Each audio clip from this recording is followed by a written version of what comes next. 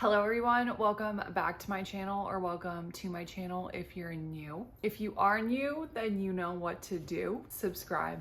I told myself I wasn't gonna say that, and then I just had to because it would not stop replaying in my head, so you're stuck with it.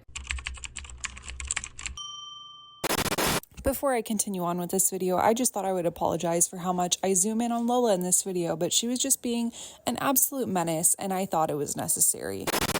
Today we're going to do a really fun video. I've been watching a ton of these. We are doing the mid-year reading check-in, and at the beginning of the year I made a bunch of videos kind of telling you guys my goals, and so it's really exciting to check in and show you how I've been doing and where I'm at, the achievements that I made, the things that I love, all the things reading. So at the beginning of the year, I made a video that 24 books that I wanted to read in 2024.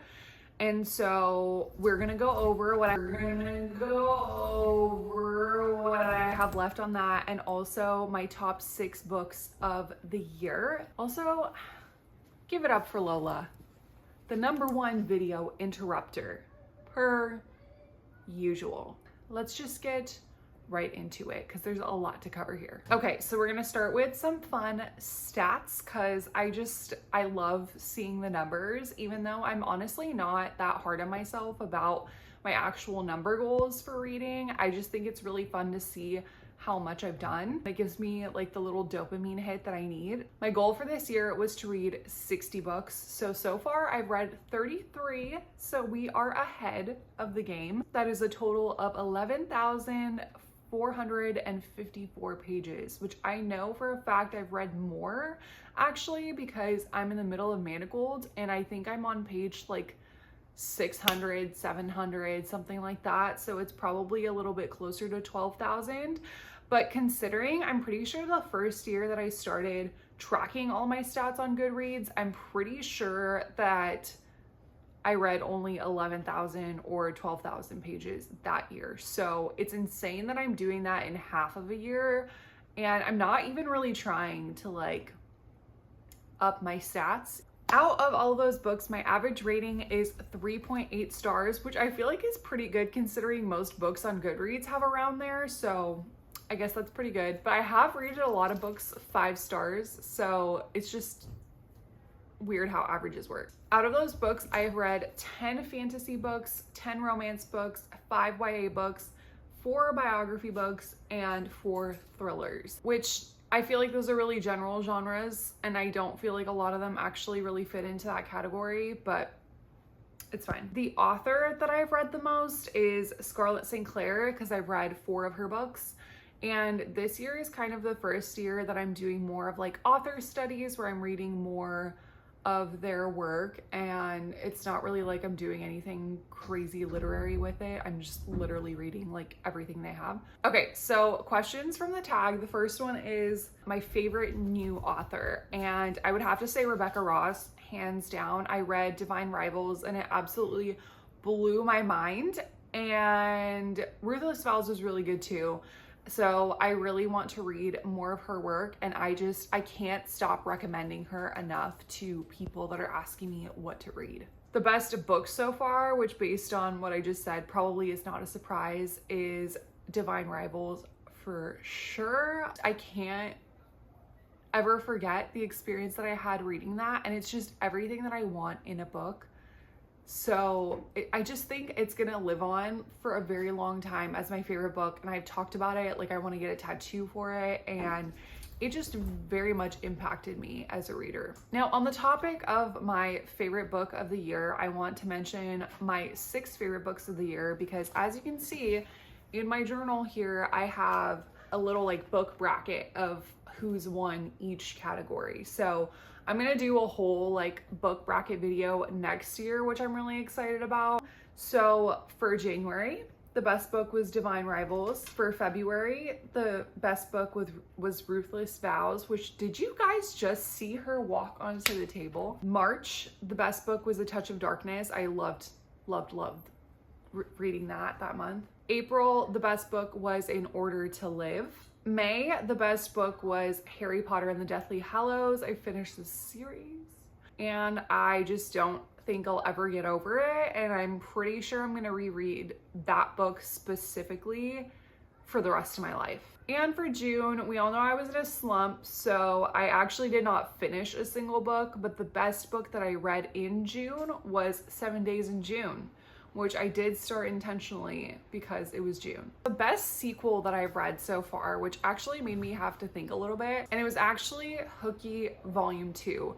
I love that graphic novel series so much, and I'm so bummed that it's over. I just cannot stress enough how much I enjoyed reading that. A new release that is out and I really want to read, but I haven't, is Just for the Summer by Abby Jimenez. I'm really upset because I don't think that I'm going to get to it this year.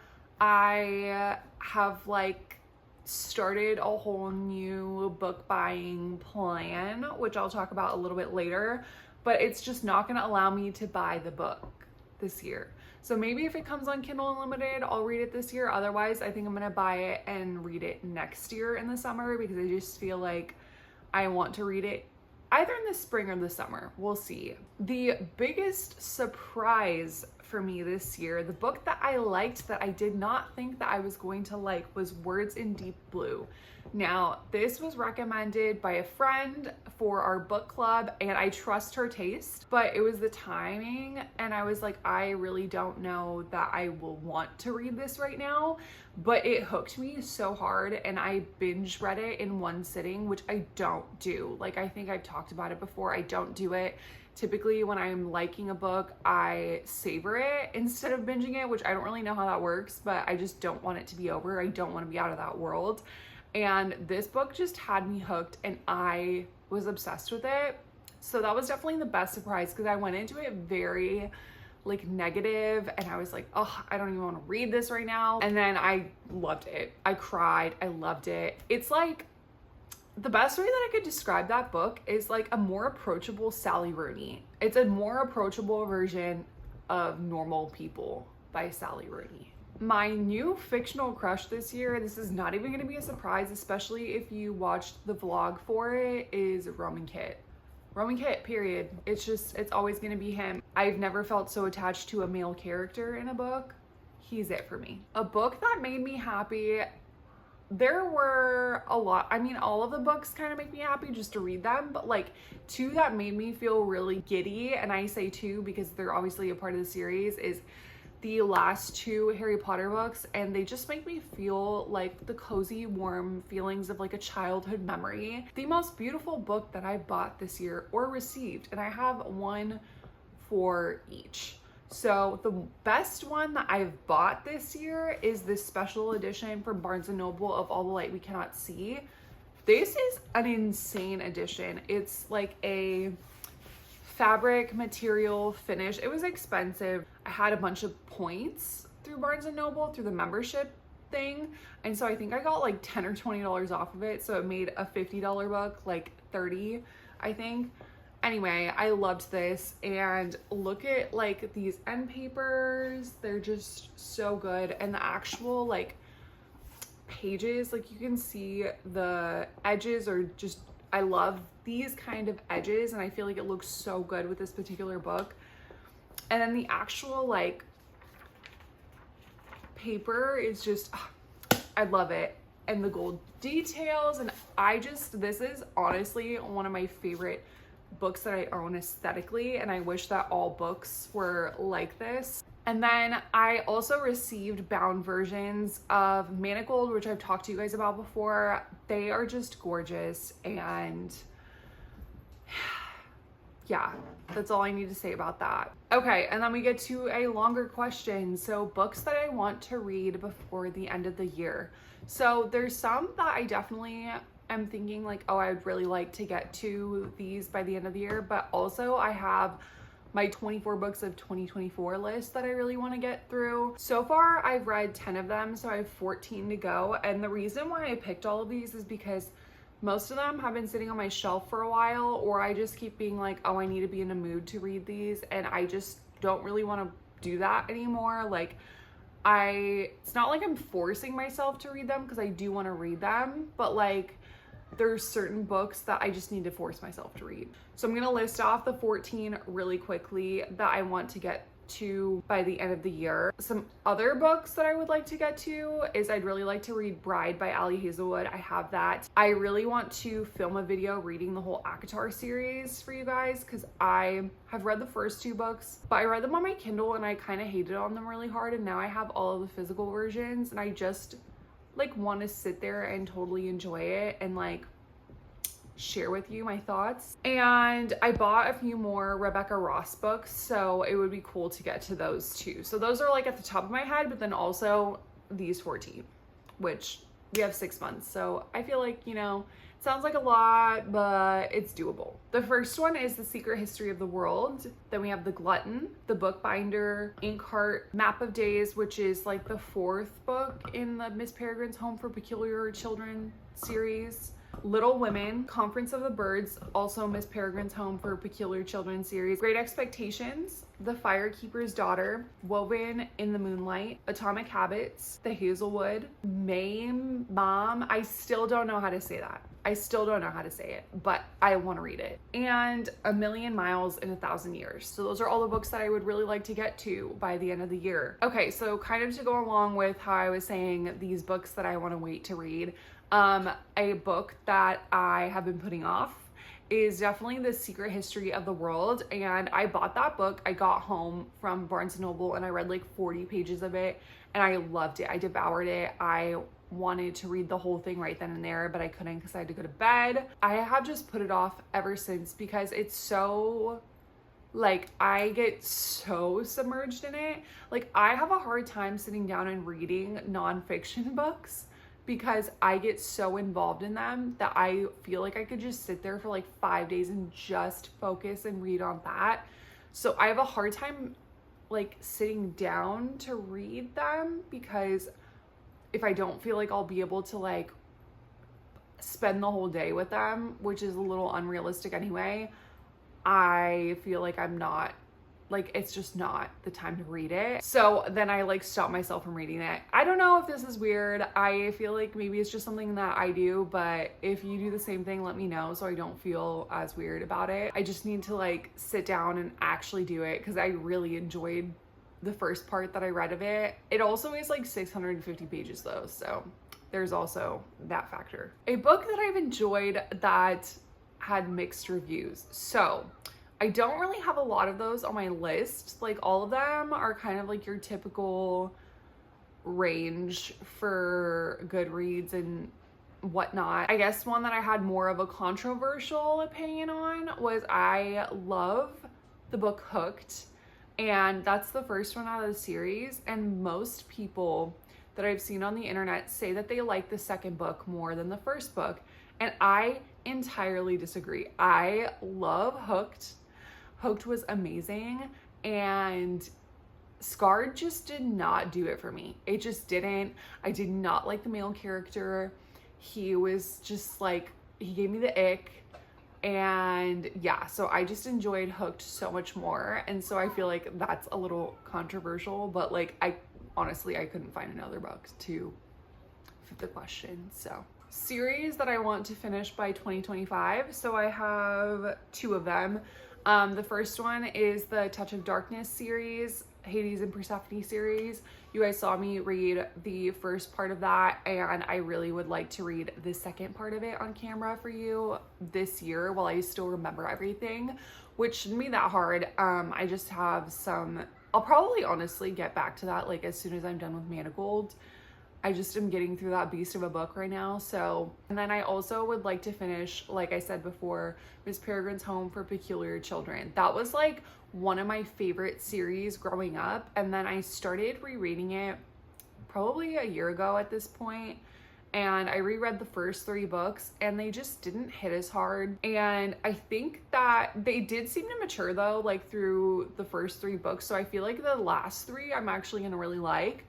But there's just something about the age gap between like the main romance that just really bothers me. Basically, like the main character is dating his grandpa's ex-girlfriend, which I know it's like more convoluted than that, but like that is what it is. Like they talk about she talks about like how much she loved him, and it's just a weird concept for me. It's just giving me like Real Housewives of Salt Lake City, and it's just not my cup of tea.